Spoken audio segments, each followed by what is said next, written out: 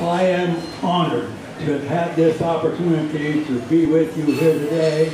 I hope that maybe something I've said has been of interest to you, have helped you to understand a little bit maybe better what went on there that morning, how people reacted to it. And again, I don't do this for myself. I do it with an attempt to try to bring honor and remembrance to all those individuals who lost their life there that morning. 2,405, I believe. 1,177 on the USS Arizona. Could I have about 2 more minutes? Absolutely. I got to go back to Hawaii, to Pearl Harbor in 2010, the first time in 64 years that I got back there. We got to go aboard the Arizona, first time ever. And it was altogether different now, standing there and looking down at that hull, than when I had passed by it on the ship or on the Liberty boat before. The following day, in the accompaniment of a naval historian whom we had arranged with the Hawaii Naval District some months before, we got to go back to Fort Island to the restricted areas, the hangar that I was in. On the way, we stopped at the USS Utah Memorial, paid our respects, honor, and remembrance to those crew members there. Went on down to the harbor inlet end where the patrol wellness squadrons were stationed. I got once again to stand on the very spot where that first bomb fell. I got to go back in that hangar. I got to point out the window pane on the southeast end of that hangar where those fragments and stuff would have had to come through to get to me. When we got home, my dear wife said to me, "What was it like to go back there after all these years?" Whatever it was, you got to write it down for the kids and the family. So I start thinking about it, and all these thoughts start coming to my mind, and I start jotting down little things here and there as I went along. By the way, I'm 88, but I still work. I don't have a regular 8 to 4:30 or 9 to 5 job. I'm on an on-call basis. I provide a specialty service to the construction industry. And I'd be out there, I reclaim, recover, repair equipment seats. And I'd be out there on the sewing machine, or I'd be on the cutting table, whatever I was doing, I'd jot it down, and luckily, most of those things that I was writing down also seemed to go into one of my memory banks. I just read the date and it flips over to one of my memory blanks, you know. Anyway, I wrote down, I usually do it better in verses. And if you'll give me just a few minutes of your time, I'll share that with you. And if any of you who have been to Pearl Harbor and saw those battleships there on the bottom of the harbor, see if it tells you a story.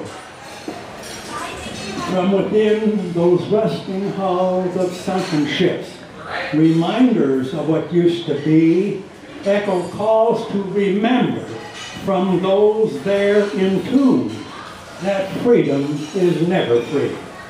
For those who answer to these calls, in the air, on land, or at sea, where liberties and freedoms come under threat, that's where they choose to be. They all gave some, and some gave all. Those liberties and freedoms to save, but those valued treasures can only remain if protected by the gallant and the brave. The bombs blast, the cannons roar, the sights and sounds of battle, the cries of the wounded, the sighs of the dying, amid bursts of machine gun rattle, the fires, flames of burning airplanes, the sight of sinking ships, with death raining from the skies right before our eyes. How could we ever forget?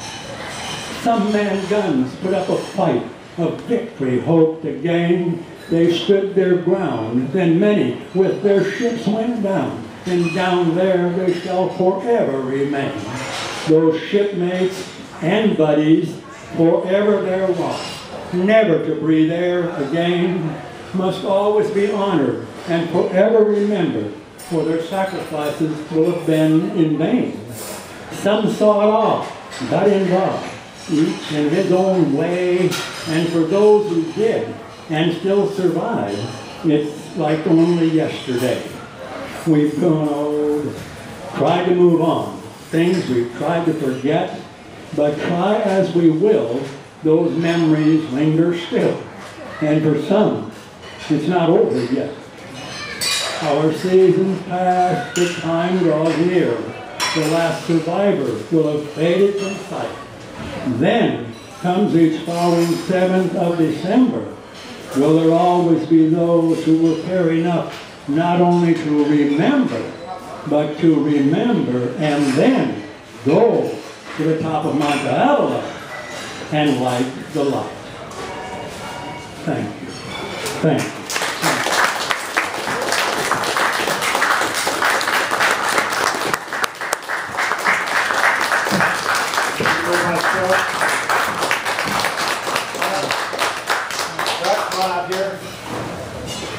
Would like to present to you the certificate of appreciation, the recognition of outstanding support given to the Sons of the American Revolution, and one thing beyond that, I can't really say anything more, is thank you for your service.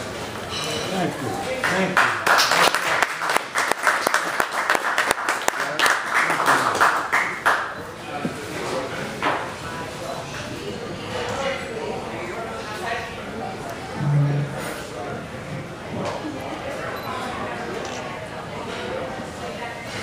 Thank you. Thank you. Thank you. Thank you so much. Oh my goodness. Thank you.